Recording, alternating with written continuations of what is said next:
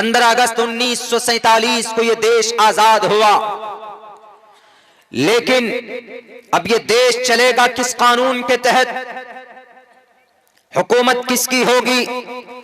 तो एक कानून की जरूरत थी। 15 अगस्त 1947 को देश तो आजाद हो गया, लेकिन अब इस देश को चलाएंगे कैसे? सिस्टम क्या होगा, कानून क्या होंगे? तो फिर 3 साल की मुद्दत में डॉक्टर भीमराव अंबेडकर की टीम को के जरिए से एक कानून, एक संविधान तैयार किया गया और उसी संविधान और कानून को 26 नवंबर 1949 को 1949 को ये जो कानून बना था उसको एक्सेप्ट किया गया, कबूल किया गया। 26 जनवरी के दिन वो कानून 1950 26 जनवरी को वो कानून पूरे भारत के अंदर नाफिज किया गया।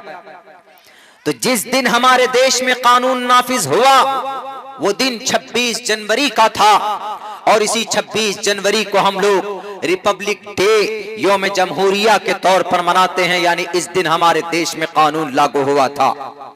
आजादी की वजह से कानून बना और आजादी आई कहां से? पूछिए इन लोगों से जो लोग कहते हैं कि इस देश में उलमाए किराम गलत जगह से जोड़ते हैं, जिनकी टोपी दाढ़ी देखकर टेररिज्म याद आ जाती है, इन लोगों को दहशतगर्द घोषित करते हैं ये लोग। बताइए इन लोगों को क्या आजादी तुम्हें कहां से मिली? उलमाए किराम की कुर्बानी की वजह से आजादी मिली है। कोई माए का लाल खड़ा नहीं था अंग्रेज के सामने। अंग्रेज के सामने कौन खड़े थे? उलमाए किराम खड़े थे। अंग्रेज से मुकाबले के लिए तलवार लेकर मैदान में कौन कूदा था? उलमाए किराम कूदे थे। दिल्ली की चांदनी चौक से लेकर खैबर तक का कोई दरख्त ऐसा बाकी नहीं था जिसमें उलमाए किराम की ये गर्दनें न लटकी हुई हो। खैबर की पहाड़ियों से पूछिए, दिल्ली की जामे मस्जिद से पूछिए कि उलमाए किराम कौन थे, उलमाए किराम का क्या मकाम था। आज मदरसों को बंद किया जा रहा है। कौन सा मदरसा जहां पर कुरान करीम की तालीम दी जाती? कौन सा मदरसा जहां पर उलमाए किराम बैठकर छोटे छोटे बच्चों को पढ़ाते हैं? आसाम में 300 से ज्यादा मदारिस बंद कर दिए गए कि इन मदरसों के अंदर कुरान की तालीम दी जाती है। कहते हैं कि कुरान की तालीम बंद करो, नहीं तो इन मदरसों के अंदर श्रीमद् भगवत गीता को भी पढ़ाना होगा। हम कहेंगे कि ठीक है पढ़ाओ, आप श्रीमद् भगवत गीता भी पढ़ाओ, लेकिन श्रीमद् भगवत गीता के उस मंत्र पर अमल करना होगा जिसके अंदर कहा गया अहिंसा सत्यम करोदस्तयागा शांतिरपैशुनम दया बुलेश्वलो लूप तवम हीर चापलाम। गुस्से पर अमल नहीं होगा, जुल्म सितम पर अमल नहीं होगा। मोहब्बत के जरिए से ये दुनिया और देश के अंदर इंसान रुकेंगे। कुरान करीम के अंदर है अकीमुस्सलाह, नमाज कायम करो। श्रीमद् भगवत गीता के उस मंत्र को भी पढ़ाया जाएगा जिसके अंदर कहा गया प्रथमा दारका जीवा दियो दिदियन मुजियते तृतीयानन कोडला कार्य चतुर्थर देव चंद्र का पंचम विंडो संयुक्ता। के लोगों साष्टांग करो। मुसलमान नमाज पढ़ता है कुरान के ऑर्डर पर, तो आपको भी श्रीमद् भगवत गीता के इस मंत्र को पढ़ाना होगा। इस मंत्र के अंदर नमाज की तारीफ की गई है। कुरान करीम के अंदर कहा गया कि मां समाज की माओ बहनों पर्दे में आ जाओ। अधे पश्यस्ते मो परी संतराम पाद कौहर माते कौशल्प को। किसी भी गैर महरम लड़के से बात मत करो, किसी भी गैर महरम शख्स से बात मत करो, किसी भी मर्द से नाजायज ताल्लुकात मत बनाओ।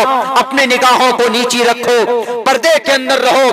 कुरान और हदीस के मुताबिक, शरीयत के मुताबिक, अम्मा आयशा की जिंदगी के मुताबिक, फातिमा ज़ोहरा के मुताबिक जिंदगी के मुताबिक अपनी जिंदगी गुजारो। कुरान में कहा गया तो तुम्हारे श्रीमद् भगवत गीता में ये बात कही गई अधे पश्यस्त मोह परी संतराम पाद कौहर माते कौशल पको कि माए अपने घूंघट नीचे कर लीजिए। समाज की बहनें अपने ऐसे लिबास में आप मार्केट जाइए जिससे आपके बदन का कोई अज़्ब दूसरों को न दिखे। ये हुक्म लागू करो। कुरान के अहकाम पर हम अमल करते। अगर आसाम के अंदर कुरान करीम की तालीम दी जाती है तो वहां के मुसलमान कुरान करीम के अहकाम के मुताबिक जिंदगी गुजारते हैं। तुम वादा करो कि अगर तुम श्रीमद् भगवत गीता मदरसे में पढ़वाओगे तो तुम खुद भी श्रीमद् भगवत गीता के अहकाम पर अमल करोगे, नहीं तो सिर्फ टोपी से अदावत की बुनियाद पर, दाढ़ी से तकलीफ की बुनियाद पर अगर तुम मदारिस को बंद करने की कोशिश करते हो तो याद रखो इस धरती पर सबसे ज्यादा बेखौफ कौम उलमाए किराम की जमात है। सबसे ज्यादा बहादुर कौम हिंदुस्तान की धरती पर उलमाए किराम की जमात है। अगर वो किसी से डरते हैं तो सिर्फ अल्लाह से डरते हैं, वरना किसी नेता से, किसी चेला से वो नहीं डरते। अगर वो इस धरती पर किसी से डरते हैं तो अल्लाह तबारक व तआला की नाराजगी से सिर्फ डरते हैं। उनके सीने के अंदर कुरान होता है और उनके सीनों के अंदर अहादीस रसूल का ज़ख़ीरा होता है। उनके सीने के अंदर रसूलुल्लाह की होती है, वाशिक़ रसूल होते हैं, वो किसी से नहीं डरते हैं। अगर किसी से भी मुकाबला करना पड़े तो वो पीछे नहीं हटते हैं। एक बात याद रखो आसाम हुकूमत के लोगों, उत्तर प्रदेश के अंदर हमारे मदारिस को बंद करने वालों, हमारे उलमाए किराम के हाथ में हथकड़ी लगाने वालों, एक बात याद रखना, जब 1857 में अंग्रेज से जंग की बात की जरूरत पड़ी थी, जंग की जरूरत पड़ी थी, कौन मैदान में था? शामली के मैदान में मौलाना कासिम नानोतवी थे। मौलाना कासिम नानोतवी ने कहां से पढ़ा था? मदरसे से पढ़ा था। शाह वलीउल्लाह मुहद्दिस देहलवी कहां से पढ़े थे? मदरसे के पढ़े हुए थे। शाह अब्दुल अजीज मुहद्दिस देहलवी कहां से पढ़े थे? मदरसे से पढ़े थे। मौलाना जाफर थानेसरी कहां से पढ़े थे? मदरसे से पढ़े थे। शेखुल इस्लाम हुसैन अहमद मदनी कहां से पढ़े थे? मदरसे से पढ़े थे। हजरत मौलाना उबैदुल्लाह सिंधी रहमतुल्लाहि अलैह कहां से पढ़कर निकले? मदरसे से पढ़कर निकले थे। मौलाना अब्दुल रशीद गंगोही कहां से पढ़कर निकले? मदरसे से पढ़कर निकले थे। और मौलाना हाफिज जामीन शहीद रहमतुल्लाहि अलैह कहां से पढ़कर निकले? मदरसे से पढ़कर निकले। मौलाना जौहर कानपुरी कहां से पढ़कर निकले? मदरसे से पढ़कर निकले। मेरे भाइयों, मौलाना अहमद रजा खां बरेलवी कहां से पढ़कर निकले? मदरसे से पढ़कर निकले थे।